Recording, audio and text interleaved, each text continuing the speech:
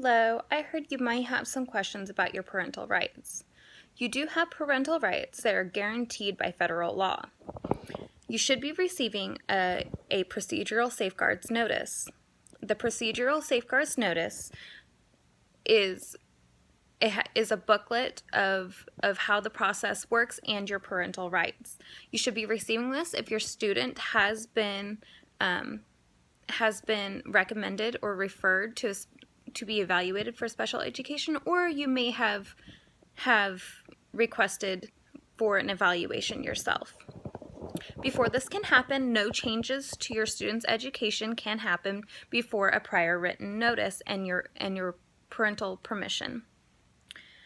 And you do have a timeline on that to get it done, and that should be in your safeguards notice as well. Everything's different by state.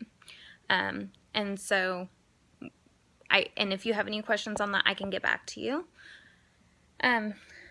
If you after you've given permission and we've done our evaluation, if you do have any disagreements with the evaluation, you are able to hire an independent education evaluation or an IEE. Now, an IEE can be placed by the school board, or we can give you a list of recommendations to pick from, or you can choose one yourself. You just have to make sure it meets the requirements by the state and the school district. You can also request your students' school records.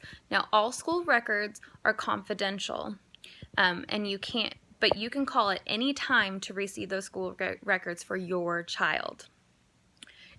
Any other personnel outside the school district who wants any school records does have to have your permission. If you see any discrepancies in your child's record and you would like a change, you can request for a change. If the school does not want to do that, you can appeal for a hearing as well to get it changed. Another thing you can do is you can write in any kind of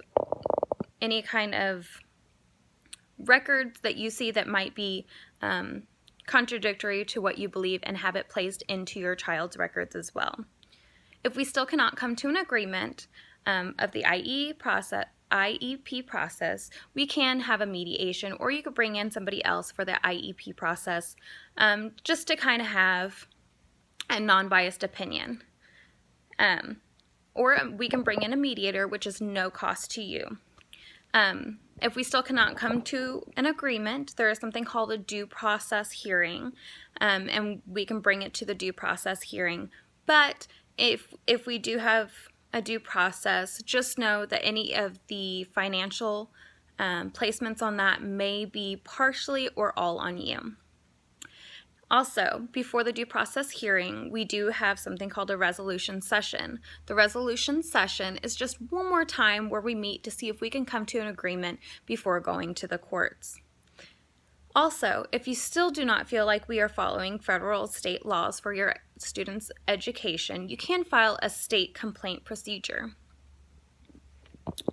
And if you have any questions, please refer back to the safeguards notice or come to any personnel at the school. We are more than willing to help you.